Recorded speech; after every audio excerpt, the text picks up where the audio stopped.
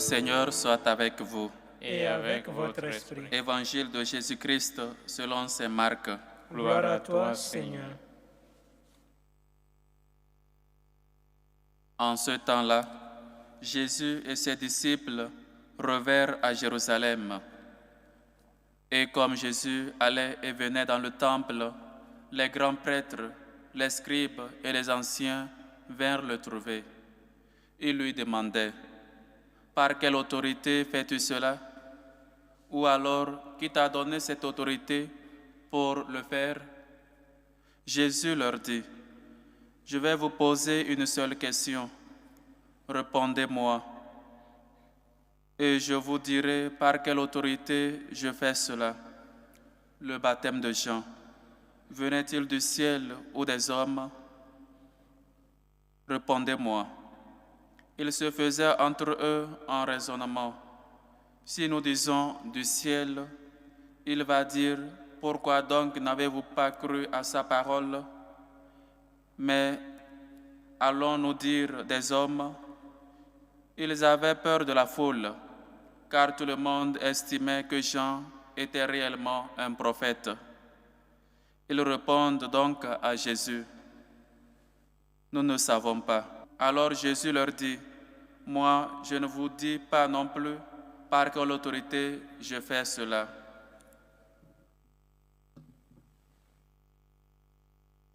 Acclamons la parole de Dieu. Louange à toi, Seigneur Jésus. Chers frères et sœurs, l'autorité de Jésus est mise en question.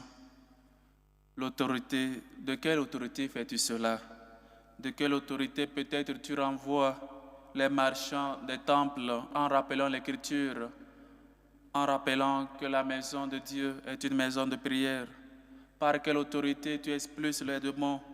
Par quelle autorité tu ressuscites les morts? Par quelle autorité tu guéris les malades? Chers frères et sœurs, l'autorité de Jésus, elle est aussi si questionnée actuellement dans nos vies. Peut-être quand nous avons, ou nous sommes toujours dans la joie, où nous recevons toujours des grâces, on se souvient de Dieu, on se souvient qu'il est tout-puissant, on se souvient que lui seul est le roi de notre vie. Mais au contraire, quand on ne comprend pas les plans de Dieu, quand on ne comprend pas l'échec dans notre vie, quand on ne comprend pas les maladies, les manques d'emploi ou encore une autre réalité différente qui nous submerge dans la tristesse ou dans la douleur, on met en question l'autorité de Dieu, on met en question la divinité de Dieu, on met en question toute notre foi, si vraiment cela valait la peine d'être chrétien, ou encore si cela valait la peine de croire au Fils de l'homme envoyé pour sauver l'humanité. Oui, chers frères et sœurs, l'autorité de Dieu, elle est pas mal mise en question. Mais avant tout cela, il faut au moins qu'on voit comment Jésus, avec quelle intelligence il répond. Vous aussi, je vais vous poser une question. Répondez-moi. Parfois, peut-être nos prêtres ou encore des gens un peu formés ou catéchistes, ils se lancent quand on leur pose seulement une question. On leur dit dire « je ne sais pas » ou encore « je ne m'en souviens pas » ou encore une réponse. On se lance déjà à répondre. On se précipite pour répondre parce qu'on pense qu'on a fait la philosophie, on pense qu'on a terminé la théologie et donc on peut répondre à toutes les questions qu'on nous pose. Et ce n'est pas vrai. Ce n'est pas partout qu'il faut se lancer pour répondre à tout. Parce que commettre une erreur dans sa réponse, c'est aussi commettre ou mettre l'Église en doute ou encore montrer combien de fois tu n'es pas bien formé. La réalité, il faut qu'on revienne sur terre. Ou encore les enseignants, pas seulement les catéchistes ou les prêtres ou les évêques, mais aussi les enseignants à l'école. Quand un élève pose une question, on peut dire on ne sait pas où on va aller chercher ou allons chercher ensemble. Mais chaque fois on se lance pour qu'on se dise que c'est nous qui savons. Pour qu'on dise que voilà, après cette formation, après 9 ans, 14 ans au séminaire, voilà, on est capable de répondre à n'importe quelle question. Peut-être la majeure partie des questions, oui, on peut répondre parce qu'on s'est formé. Mais il y a d'autres qu'on ne peut pas répondre. Et donc, il faut aller avec prudence. Jésus leur dit, moi aussi, je vais vous poser une question. Jean, le baptême de Jean, d'où venait-il? Des hommes ou de Dieu? Si nous disons de Dieu, il va dire pourquoi on n'a pas cru. Parce que, chers frères et sœurs, les prêtres, ou peut-être dans l'Antiquité, les prophètes, les bons prophètes, ont toujours été persécutés, ont toujours été vus, ou encore on a demandé leur tête ou ont été lapidés. Chers frères et sœurs, Jésus, l'autorité de Jésus dans notre vie. Jésus a-t-il l'autorité dans ma vie? Tout le monde ici peut dire oui. Mais quand viennent les problèmes, quand peut-être surgit l'échec ou ce qu'on espérait on n'a pas trouvé, on pourra encore répondre oui à la question si Dieu a autorité dans ma vie. Dieu a autorité dans ma vie, Dieu est maître, c'est lui le seul maître. Oui, Dieu est maître, Dieu a autorité.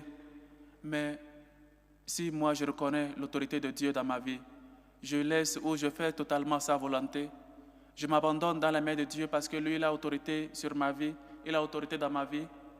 Nous voyons que oui, on peut le chanter, on peut le dire, autorité, elle m'a été donnée. On peut chanter beau, mais Dieu a-t-il vraiment autorité dans ma vie? Entre au fond de toi-même, pose-toi cette question. Dieu a-t-il autorité actuellement dans ma vie? Qu'est-ce que je fais?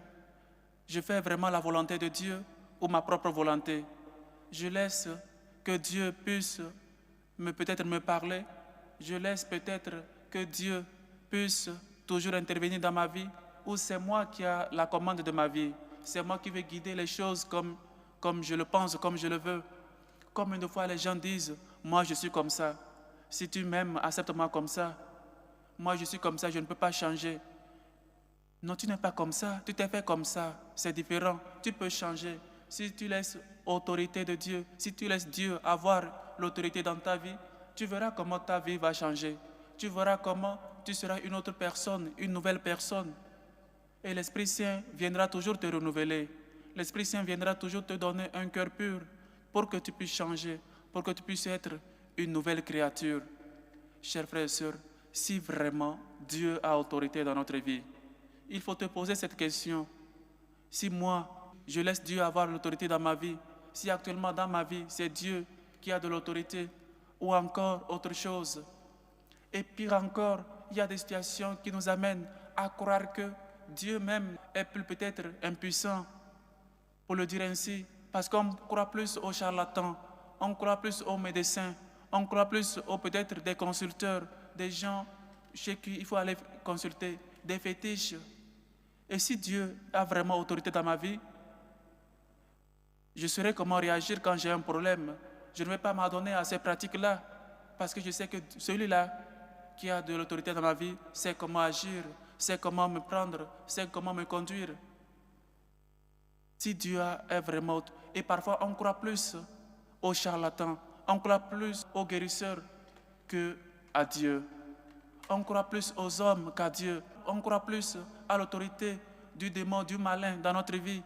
S'il y a peut-être un bruit dans ma vie, c'est peut-être le démon. S'il y a quelque chose, c'est peut-être qui je ne sais pas. On croit plus au démon qu'à Dieu. Voilà jusqu'où on est arrivé. Parce qu'on pense parfois que Dieu n'est pas puissant plus que le démon, le malin.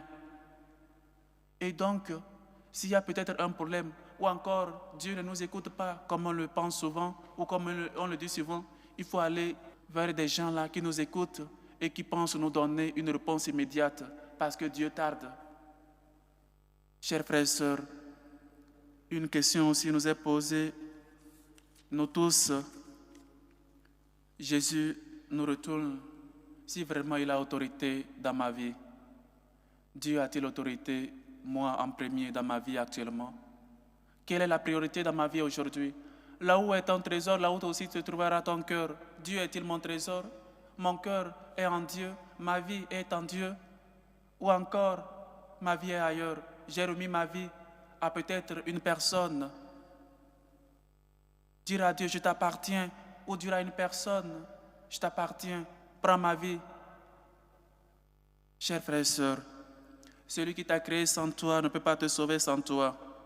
Et si tu ne laisses pas Dieu avoir l'autorité, la première place dans ton cœur, il y a certainement une chose ou une personne qui occupe cette place-là. voilà le danger. Voilà, si c'est une chose, les trésors, ou encore une personne qui occupe la première place, à qui tu penses qu'il a autorité dans ta vie, et donc Dieu n'a pas autorité. Dieu, il faut seulement se rappeler de lui par moment. Je crois en Dieu, mais pas à l'église. Je suis chrétien, mais je suis toujours à la maison. L'autorité de Dieu, on s'en fout, parce qu'on ne voit pas la réponse immédiate, ou encore on espère trop pour voir la main de Dieu dans notre vie. Chers frères et sœurs, si on n'est pas totalement, on ne fait pas cette adhésion totale à Dieu, c'est aussi difficile qu'on voit la main puissante de Dieu dans notre vie. Si tu crois, tu verras la gloire de Dieu. Avec Dieu, ce n'est pas une question de où tu te caches, ou encore je vais aujourd'hui et demain je suis à la maison. On ne peut pas tromper Dieu, parce que Dieu ne regarde pas les apparences, sinon il sonde les cœurs. Chers frères et sœurs, laissons donc Dieu avoir l'autorité dans notre vie et nous verrons combien nos vies vont changer. Toute ma vie, je vais te bénir, lever les mains en invoquant ton nom. Comme par un festin, je serai rassasié. La joie sur mes lèvres, je dirai ta louange. Et le psaume d'aujourd'hui nous le rappelle. Notre âme a soif de Dieu. Mon âme a soif de toi, Seigneur mon Dieu. Seul Dieu peut combler notre soif. Demandons-le et donnons-lui toute notre vie. Laissons qu'il ait de l'autorité dans notre vie et nous verrons combien de fois nos soifs seront comblées, nos faims, et on serait plus rassasiés. Que le Seigneur nous aide et qu'on puisse toujours apprendre à lui offrir nos vies, qu'il puisse avoir de l'autorité dans notre vie. Loué soit Jésus-Christ. Amen.